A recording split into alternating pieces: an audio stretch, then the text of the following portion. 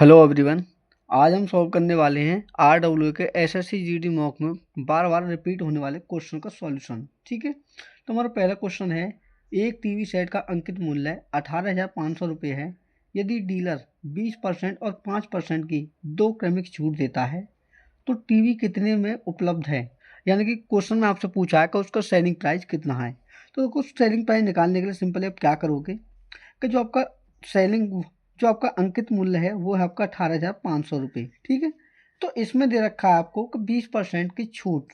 पहली जो छूट है वो 20% की है, तो 20% का जो बट्टा मान होता है वो होता है हमारे 1/5। कितना होता है 1/5। तो इसमें अगर 1 यूनिट की कमी कर दें तो कितना हो जाएगा 4/5 में बेचेगा। ठीक है, और 5% जो है आपका अगला बट्टा है, तो 5% का बट्टा मान कितना होता है वो होता है आपका 1/20। तो उसमें क्या करोगे 1 यूनिट कम करोगे तो 19/20 हो जाएगा। तो देखो इसे सॉल्व करोगे तो क्या होगा, देखो 20 पंजे होते हैं 100, और 100 का भाग इसमें दोगे तो दो जीरो क्या हो जाएंगे, कट जाएंगी। ठीक है, सिंपल आपको करना क्या है कि 185 में आप गुना करोगे 19 चौक 76 का। ठीक है, तो देखो 185 का गुना जब 76 में करोगे तो मैं यहाँ करके दिखाता हूँ आपको। 6 पंजे 30 की जीरो, हासिल लगे 3, 18 का 108 और 3 कितने हो गए 111। ठीक है, 7 पंजे हो गए 35 का 5, 18 126, 126 और 3 कितने हो गए 129। तो देखो ऐड करते हैं तो क्या होता है 5 और 1 6, 9 और 1 10 की जीरो, 2 1 3 और 1 4 और एक कितना होगा 14,060 रुपये जो होगा वो जो होगा दोस्तों ये आपका सेलिंग प्राइस होगा, और यही इस क्वेश्चन का क्या है करेक्ट आंसर है। ठीक है, तो नेक्स्ट अगला क्वेश्चन है आपका। अगला क्वेश्चन है, रेलगाड़ी में यात्रा कर रहा एक व्यक्ति ध्यान देता है कि वे 1 मिनट में 21 टेलीफोन के खंभों की गिनती कर सकता है। यदि खंभे एक दूसरे से 50 मीटर की दूरी पर स्थित हैं तो रेलगाड़ी की चाल ज्ञात कीजिए।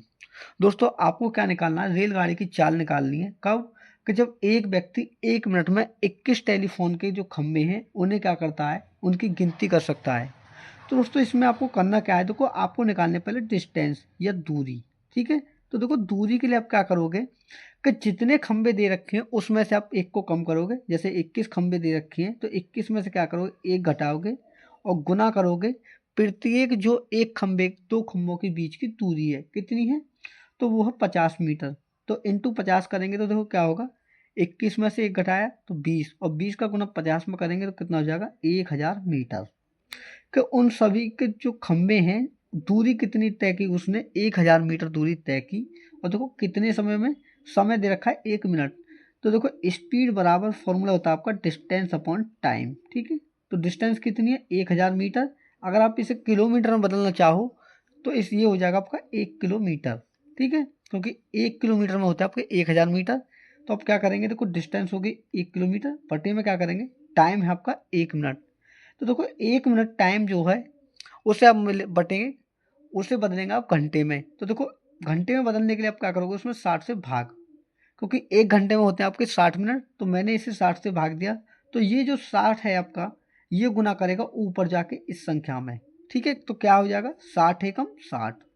तो आपकी जो स्पीड है दोस्तों वो कितनी हो जाएगी, ट्रेन की जो स्पीड है वो हो जाएगी आपकी 60 किलोमीटर प्रति घंटा, जो इस क्वेश्चन का आंसर है। ठीक है, तो नेक्स्ट अगला क्वेश्चन है, 6 घंटियां क्रमशः 12 minute 9 minute 8 minute 6 minute 3 minute और 10 मिनट के अंतराल में स्वतः बजती हैं।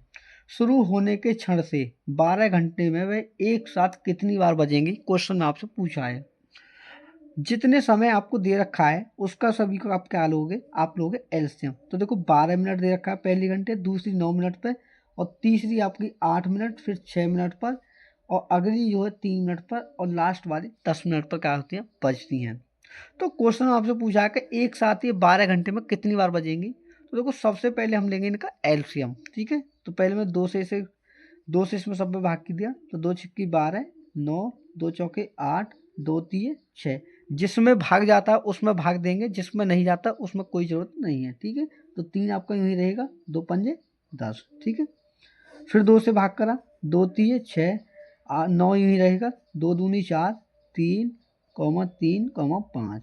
ठीक है, उसके बाद क्या करना है, फिर 2 का भाग देंगे तो ये 3 यूँ ही रहेगा, 3, 2, 2 एकम 2, और 3, 3, 5। अब देखो 3 का इन सभी में डिवाइड करेंगे तो क्या होगा, 3 एकम 3, 3 एकम 3, और देखो यहाँ पर क्या आपका 9 है, ठीक है। तो 3 3 ये 9, 3 एकम 3, 3 एकम 3 और यहाँ का बचा 5। तो देखो दोबारा अगर 3 से देंगे तो कितनी बार कटेगा ये, 1 1 1 1 और यहाँ का बचेगा 5, ठीक है। तो लास्ट संख्या आपकी 5 बची है, तो आपका लास्ट में क्या आएगा, 5 आएगा, ठीक है। तो देखो अब क्या करना है आपको, इन सभी संख्याओं का आपस में गुना करना है, तो आपका एलसीएम निकल कर आएगा। तो देखो 2 दूनी 4, 4 दूनी 8, 8 ये 24, 24 पंजे 120 और 120 का गुना 3 में करेंगे तो कितना हो जाएगा 360। अब ये दोस्तों 360 क्या आया, 360 मिनट। 360 मिनट का मतलब है दोस्तों कि 360 मिनट में वो सभी घंटियां जो है एक साथ फिर बजेंगी। तो अगर आप यहाँ पर देखो कि इसे घंटे में अगर हम बदलें, घंटे में कैसे बदलेंगे कि 360 में हम देंगे इसमें 60 से भाग, तो 6 6 36, यानी कि 6 घंटे में वो घंटियाँ जो हैं फिर से दोबारा बजेंगी, जो घंटियाँ सभी एक साथ बजेंगी, ठीक है।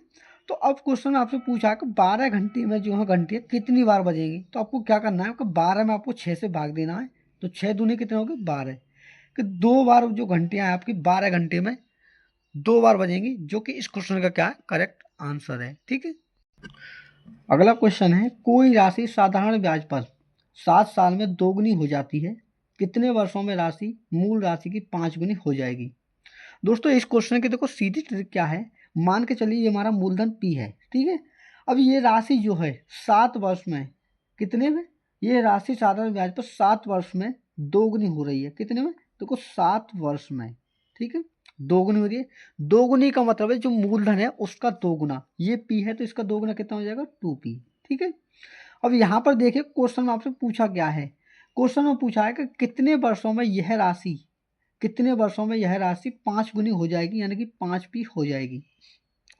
और दोस्तों आपने एक फॉर्मूला पढ़ा होगा कि जब भी हम ब्याज निकालते हैं तो क्या करते हैं, साधारण ब्याज बराबर जो हमारा अमाउंट होता है उसमें से क्या निकालते हैं, प्रिंसिपल को घटाती है, ठीक है। अमाउंट क्या होता है, अमाउंट होता है हमारा मूलधन प्लस ब्याज, ठीक है। तो ये जो है आपके पास 2P, ये क्या आपका ब्याज है और क्या आपका मूलधन दोनों मिक्स है, यानी कि ये है आपका अमाउंट। तो जब आप इसमें ब्याज निकालोगे तो देखो क्या होगा, 2P में से P घटाएंगे तो P, ये हुआ आपका SI यानी कि सिंपल इंटरेस्ट।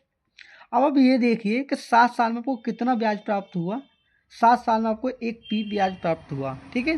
तो आपको ब्याज कितना चाहिए, यहाँ अगर आप 5P में से 1P घटाएंगे तो क्या बचेगा 4P, ये क्या आपका ब्याज है। अब सीधा सा ट्रिक क्या है, देखो आपका ट्रिक ये है कि आपको समय निकालना है टाइम। तो देखो 4P होने में, सॉरी P होने में से कितना वर्ष का समय लगा, 7 वर्ष का। तो देखो P होने में 7 वर्ष का समय, आपको निकालना कितना समय है, आपको 4P का समय निकालना है, कितना, देखो सॉरी उल्टा हो गया, देखो यहाँ 7 को रखेंगे हम ऊपर, क्योंकि जिसका मान दिया होता है उससे लिखते हैं हम ऊपर और जिसका मान पूछा होता है उससे हम करते हैं गुना।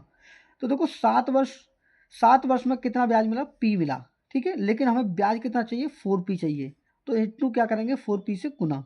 तो देखो P से हमारा P कट जाएगा और 7 का गुना 4 में करेंगे तो समय कितना आएगा आपका 28 वर्ष, यानी कि 28 वर्ष में वह राशि जो है आपकी 5 गुना हो जाएगी, जो इस क्वेश्चन का क्या है, करेक्ट आंसर है।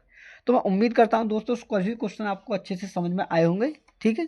तो दोस्तों अगर वीडियो अच्छी लगी हो तो वीडियो को लाइक जरूर करें और चैनल पर नए हैं तो बेल आइकन को प्रेस करके चैनल को सब्सक्राइब भी कर लें। मिलते हैं अगले मॉक टेस्ट के साथ में, तब तक के लिए धन्यवाद।